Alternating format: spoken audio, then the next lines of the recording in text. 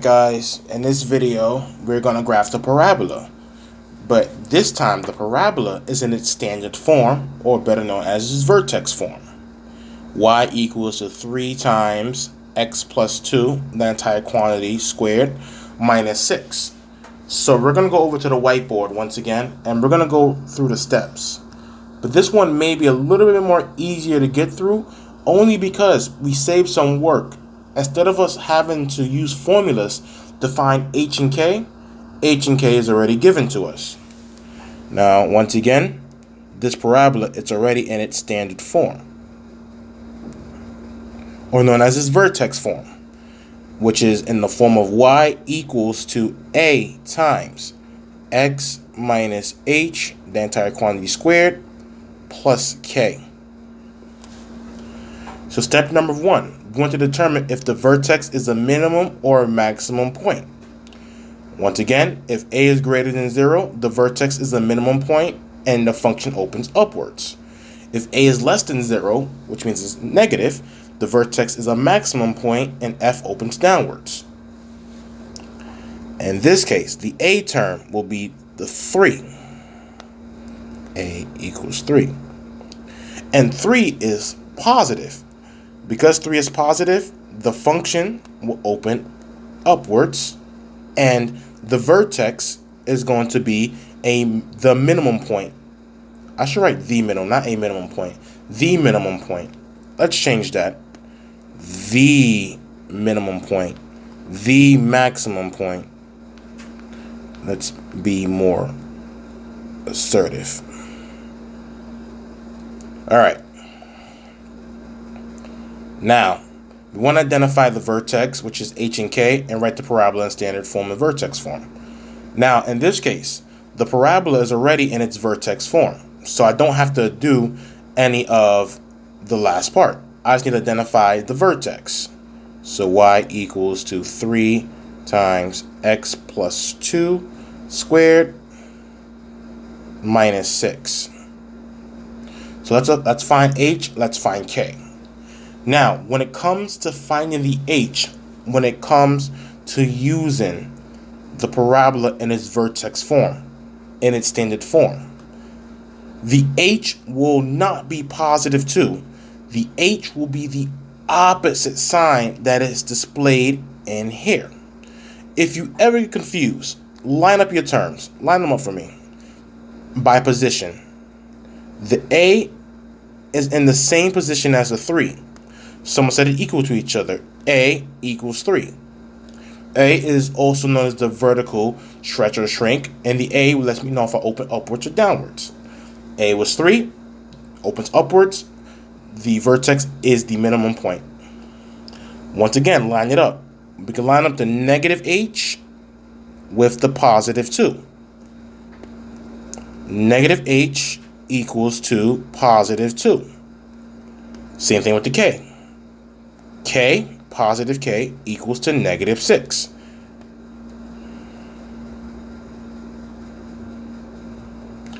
Now, we want to have our variables positive.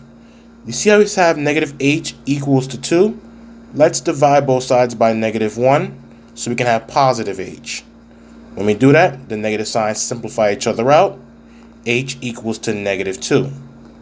So once again, when your parabola is in its standard form, its vertex form, the h coordinate of your vertex is going to be the opposite sign displayed here. The k will remain the same. K doesn't change. So my vertex is going to be negative 2, negative 6. And we can move on to step number 3. Determine the axis symmetry and identify at least 2 other points. What I'm going to do is first, I'm going to plot my vertex. My vertex on this blurry graph, it's blurry, is going to be negative 2, negative 6.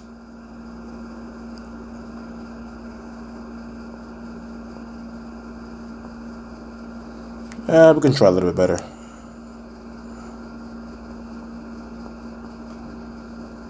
All right. Now my axis of symmetry, I must also use that as well. X equals to h. The h value is -2. So my axis of symmetry is going to be x equals to -2. So I'm going to draw a vertical line, a vertical dashed line through x equals -2. All right, that's my axis of symmetry. The line x equals -2. I write it down here, x equals -2. And once again, we're still going to use the power of reflection. So when I plot one point on the left side, that point will be in the same position on the right side. Let's take an x value that is greater than -2 and plug that into our equation, our function, which is 3 times x plus 2 squared minus 6. Let's say x equals to -1, right?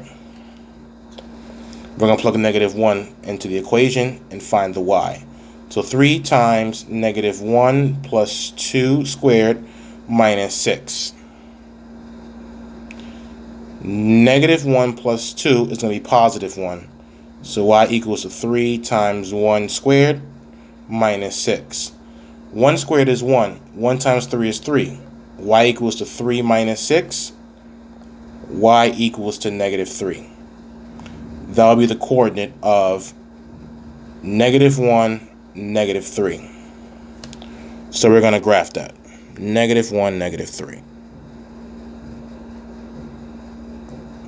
And before the axis of symmetry, we're going to plot that same point also on the left side, which is going to be the point of -3, -3. Now what we're going to do is we're going to plot one more point. Let's say x equals 0. Plug that in. X equals to 0. So y equals to 3 times 0 plus 2 squared minus 6. 0 plus 2 is 2. And 2 squared is 4. So it's 3 times 4 minus 6. Once again, 0 plus 2 is 2. 2 squared is 4. 3 times 4 is 12. So we have 12 minus 6. 12 minus 6 is going to be 6. And that's going to be the coordinate of 0, 6, which in this case will be the y-intercept. So once again, 0, 6. We're going to plot that here. And once again, according to the axis of symmetry, I'm going to also plot that 2 units away on the left side. So that's going to be -4, +6.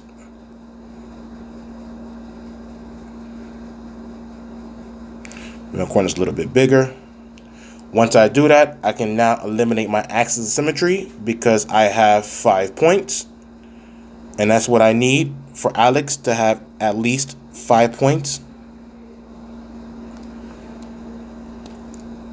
Let's connect here.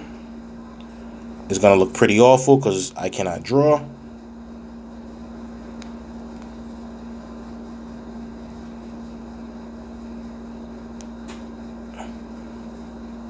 All right, that's the best I can get it. Y equals to 3 times x plus 2 squared minus 6. All right, guys, that's it for question number 42. Hope you guys found that useful, helpful. It made sense to you guys. You guys understood how I found the other 2 coordinates by using the axis of symmetry. You understand how I found the vertex, the h and the k in this case. Also, how to determine if it's a minimum or maximum point to my quadratic function. I'll see you soon.